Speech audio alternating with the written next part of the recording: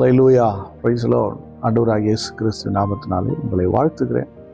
கர்த்தர் உங்களை ஆசீர்வதிப்பாராக. இன்றைய நாள் மெய்ப்பனின் சத்தம், சங்கீதத்தின் புஸ்தகம் 8ஆம் அதிகாரம் 4ஆம் வசனம். மனுஷனை நீர் நினைக்கிறதற்கும் மனுஷகுமாரனை நீர் விசாரிக்கிறதற்கும் அவன் எம்மாத்திரம் என்கிறேன். நீர் அவனை தேவதூதரிலும் சிறியவனாக்கினீர், மகிமையினாலும் கனத்தினாலும் அவனை முடிசூட்டினீர். உம்முடைய கரத்தின் கிரியைகள் மேல் நீர் அவனுக்கு ஆளுகை தந்து சகலத்தையும் அவனுடைய பாதங்களுக்கு கீழ்ப்படுத்தினீர். எனக்கு அன்பானவர்களே, இந்த சங்கீதத்தின் பகுதியில் தாவீது மனுஷனை நீர் நினைக்கிறதுக்கும் மனுஷனை விசாரிக்கிறது அவன் எம்மாத்திரம்.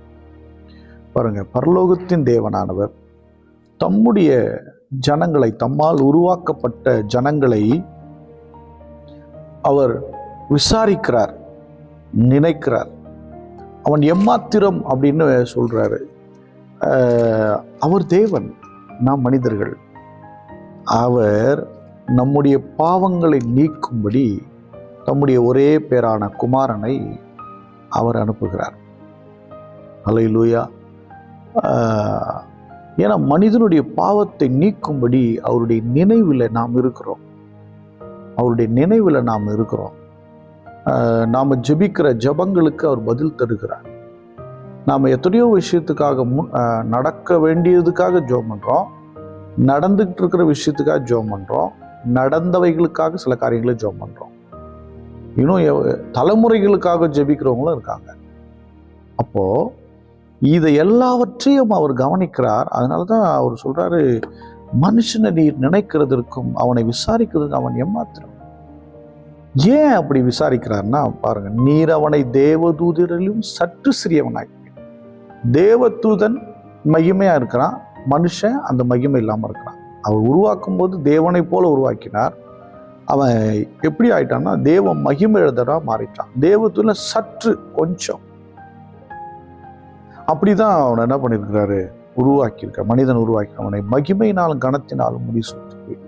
அவன் விசுவாசத்தோடு தேடும்போது தேவ மகிமை மூடுகிறது, தேவ மகிமைக்குள்ளாகிறான். உம்முடைய கரத்தின் கிரியைகளின் மேல் நீர் அவனுக்கு ஆளுகை தருகிறீர், சகலத்தையும் அவனுடைய பாதங்களுக்கு கீழ்ப்படுத்தினீர்.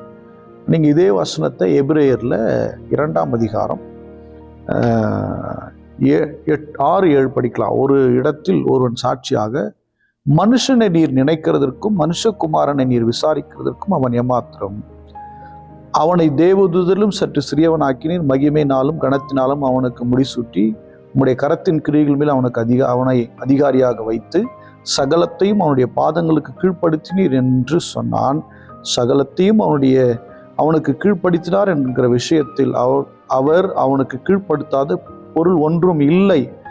அப்படி இருந்தும் இன்னும் அவனுக்கு சகலமும் கீழ்ப்பட்டிருக்க காணோம் அப்படின்னு இங்கே எழுதுறாரு எபிரேயர்ல. அது இந்த எபிரேயர் எழுதுனது பவுலாக இருக்கலாம், இல்லை அப்போல்லாவாக இருக்கலாம், ஒரு கருத்து ஒரு பரிசுத்தவான் எழுதியிருக்கிறார். அப்போ இந்த வசனத்தை கோட் பண்ணி இங்க காமிக்கிறாங்க. அப்படின்னா, என் அன்பு தேவனுடைய பிள்ளை, மனுஷனுக்கு சகலத்தின் மீதும் ஆளுகை கர்த்தர் கொடுத்திருக்கிறார். அது எத்தனை பெரிய மிருகமானாலும் சரி, அதை ஹேண்டில் பண்ணக்கூடிய மிருகமோ பொருளோ எதுவானாலும் சரி, இதை ஆளுகை செய்யக்கூடிய ஞானத்தை கர்த்தர் மனிதனுக்கு கொடுத்திருக்கிறார். உண்மைதானங்க. எல்லா இயற்கையினுடைய சீற்றங்களா இருந்தாலும் அதையும் ஒரு குறிப்பிட்ட அளவுக்கு அவன் ஆளுகை செய்யும்படியான அதிகாரத்தை கர்த்தர் கொடுத்திருக்கிறார். ஹல்லேலூயா. அப்போ இப்படிப்பட்ட மனுஷனை அவர் தான் உருவாக்கினார். அவனை எப்படி விட்டுற முடியும்? அவர் அவனை நினைக்கிறார், அவனை விசாரிக்கிறார். என் அன்பு தேவனுடைய பிள்ளையே, தேவனுடைய பார்வையில் நாம் தனித்து விடப்பட்டவர்கள் அல்ல. சகலமும் அவருடைய பார்வைக்குட்பட்டிருக்கிறது. கர்த்தருடைய 7 கண்கள் பூமி எங்கும் சுற்றி இருக்கிறது. அப்படின்னா நம்முடைய வாழ்க்கையில் நடப்பிக்கிற அத்தனையும் அவர் அறிந்திருக்கிறார், அவர் நினைக்கிறார், விசாரிக்கிறார். எதை குறித்தும் யோசிக்க வேண்டிய விஷயம் ஒன்றுமில்லை.